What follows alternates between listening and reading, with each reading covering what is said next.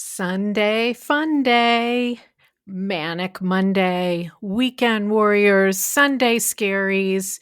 There's a pattern for a lot of us that we work hard all week, and then the weekend is the time that we get to kick back. That's when we get to have fun. Not during the week. We don't have fun during the week. We get to kick back on the weekend. And it's really built into our language. You heard what I just said. We speak like this all the time and we may not even realize it. So, what if you could learn how to enjoy yourself every day? Why would that help? What is it even possible? Stay tuned because we're going to talk about it. Welcome to Mind Your Midlife, your go-to resource for confidence and success, one thought at a time. Unlike most advice out there, we believe that simply telling you to believe in yourself or change your habits isn't enough to wake up excited about life or feel truly confident in your body. Each week, you'll gain actionable strategies and, oh my goodness, powerful insights to stop feeling stuck and start loving your midlife. This is the Mind Your Midlife podcast. When I was growing up, of course, I was going to school during the week. My parents were going to work during the week.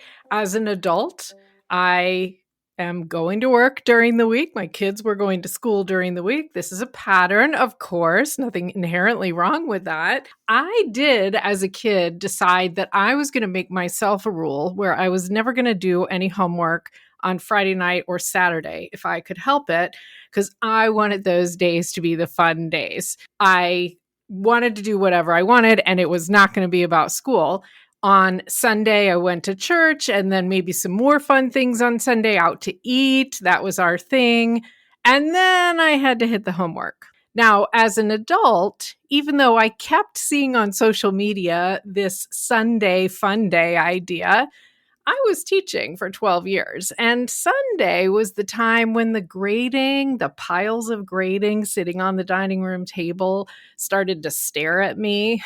And if you've ever been a teacher or you are a teacher, maybe you know what I mean. It was always kind of hanging over my head the way homework does.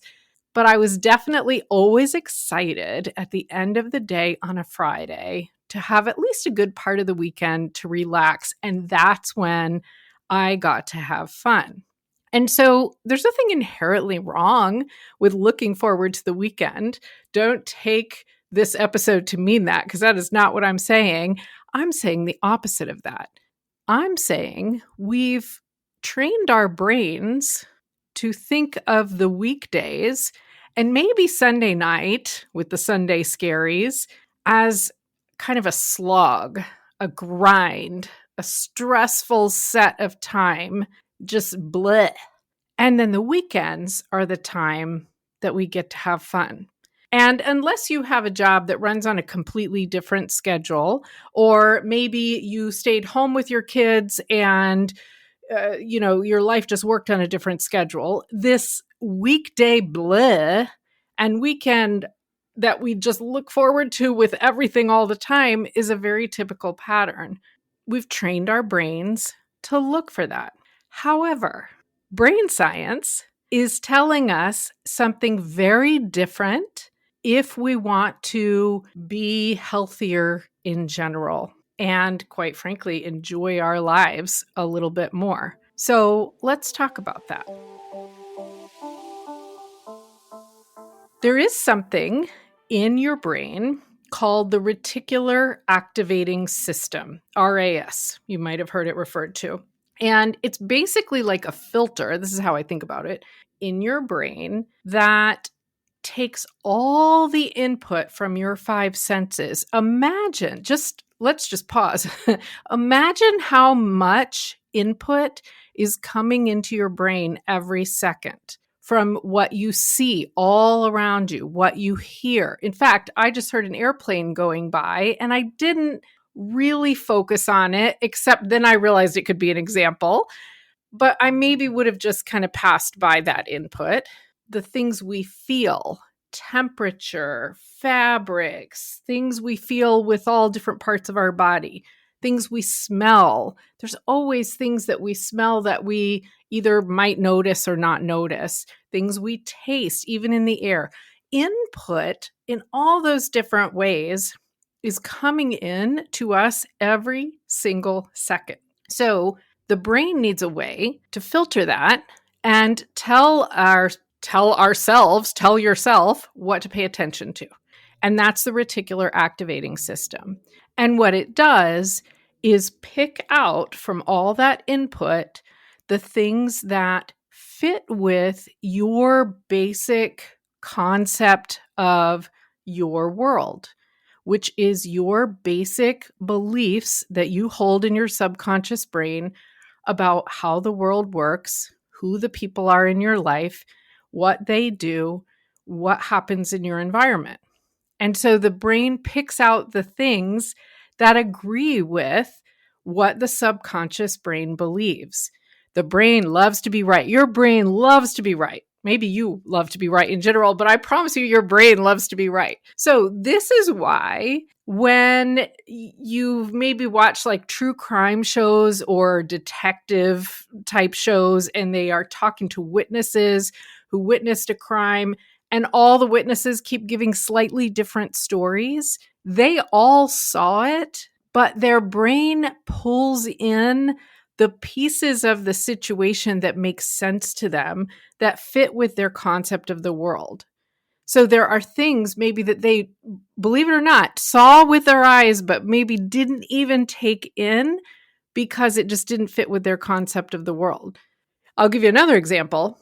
When my kids were, I don't know, let's see, maybe in middle school, it doesn't matter too much, we had a minivan and it was getting old and we needed to get something else. And I know a minivan's not cool, but it's very practical. I loved those sliding side doors that didn't slam into the next car. So we found someone who had a Toyota minivan that they were getting rid of, and it was fairly new and it was in great condition, but it was this light green color. And I think only Toyota makes this color. And if you've ever had a Toyota, or you'll probably notice what I'm talking about now. But I wasn't thrilled with the color, but it was otherwise a great thing. So we got this van. And I was saying to my husband, I have never seen a car that color. This light green color is weird. And then even right after looking at it, we hadn't even bought the van. Even after looking at it, guess what happened? Out on the road, I see many other Toyotas that light green color. That is because now, in my concept of the world, in my subconscious brain, I know that there are cars that are this weird light green color. So now my brain sees them. It's not that on that day, all the people around me started buying light green Toyotas. They were already there. My brain just wasn't saving that input. The reticular activating system was throwing that out. Don't need to know, doesn't matter, don't need to know. But once I recognized that color was out there, now I start to see it. That's my favorite example because to me, it was just such an aha moment when that happened. So what does that have to do with all this fun on the weekend versus slogging through the weekdays? If we, in our subconscious minds, believe that we're going to go through the work week and it's going to be just really tough, unpleasant, unfun, I make up a word, then we're going to notice the evidence that aligns with that. We're going to notice when our colleagues are annoying. We're going to notice how tired we are. We're going to notice when the project doesn't go well. We're going to notice all these things because they fit with our basic core belief that we got to slog it through the work week and then we can have fun on the weekend. And the cool part of this, I suppose, is that you probably will also notice lots of opportunities to have fun on the weekend. But if we save up all the fun or all this positive feeling for a certain schedule, then we're completely missing the good on all the other days because we just don't believe it's there. So we don't see it. The reticular activating system throws it out, doesn't even recognize it. And what this creates is a roller coaster every single week of feeling just frustrated, dejected, beaten down for 5 days. And then happy and joyful for 2. And adjust that, of course, as fits with your weekly schedule. And then we're back down in the depths of dejected, frustrated, annoyed. And then we're joyful a little bit. This roller coaster is not healthy for our bodies. And I'll talk about that in a minute. And that's where a new psychological term, well, newish. I hadn't heard it until last year. I don't know exactly when this term started being used, but this is actually a true psychological term. I did not make it up, nor did anybody on Instagram. That is glimmers. So a glimmer means a tiny moment of joy that you look for because you want to train your brain to recognize those. We want to get off this roller coaster of 5 days of and 2 days of fun, 5 days of and we want to see what if there could be a little bit of joy and happiness every day. And either you're with me and you're like, yes, of course there could, or you're like, my job stinks. Obviously, that is not going to work. Next episode. Well, stick with me just for a minute more.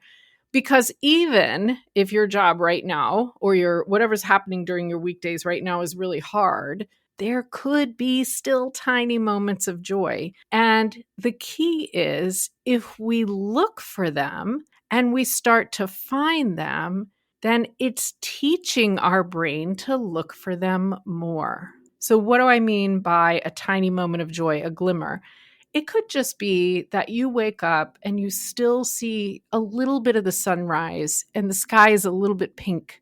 And you just pause for a second and think, that's beautiful. Or you get exactly the right amount of cream and sugar in your coffee and it just tastes so good. It's at the right temperature.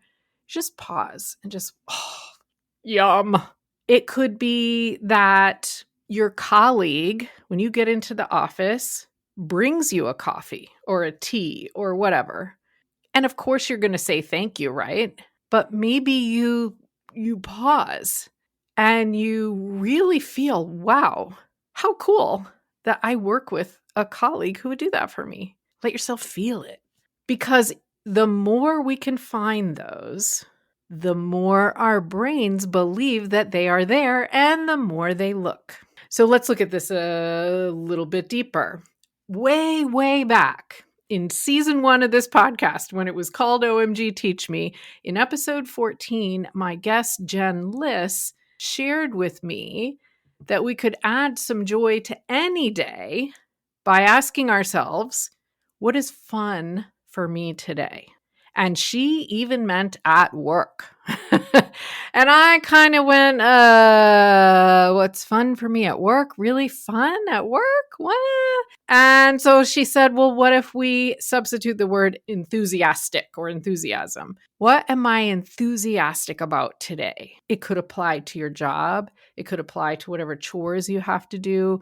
It could apply to whatever you're doing, anything. Insert item that you don't usually love to do, but have to do on these weekdays. It could apply to this phase of life. Midlife has some amazing parts, but also some parts where we're like, but what are you enthusiastic about today?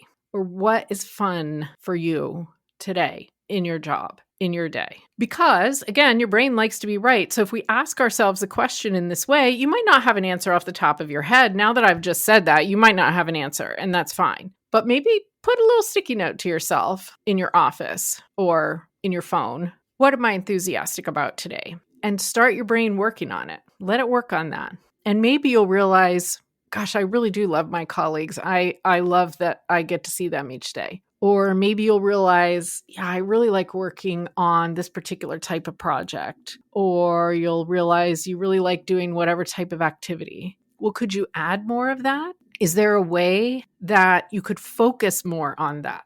The parts of your job that you're enthusiastic about, or the parts of your day that are fun for you or enjoyable for you? Because I bet you could. Maybe not every day, but some. It's such an empowering way of thinking. Try it. Because, like we started with today, if you start to believe that fun can be had any day, then fun can be had any day. Because if you believe it, your brain is going to look for it and then it's going to notice it. Even these little glimmers matter. And the key here, when I said this affects our health, is that we really want, and you've heard me say this, the parasympathetic nervous system in charge for as much of our day and night, I suppose, as we can. So this is what Kathy Nesbitt in the laughter yoga episode just before this one called Rest and Digest, which is a great way to say it. There is a network of nerves in your body that help your body relax and perform vital functions, digesting your food properly, expanding your veins, your arteries so that you get increased blood flow, reducing your heart rate to a healthy level, reducing your stress hormone level. All of these are so important. So getting ourselves into this parasympathetic nervous system being in charge is just massive. And as a quick reminder, how do we do that? Well, we go outside in nature. We're going to be talking about that in more episodes. A massage actually helps with that. We meditate. We let our brain quiet. We do abdominal breathing. Stay tuned. That's coming next episode. Prayer can be a way to calm your body and get it into this parasympathetic state. We focus on a soothing word, repeating that word. We play with animals or children, believe it or not. Play, yes. Maybe it's yoga or Tai Chi that helps for you. And we laugh or we recognize joy glimmers.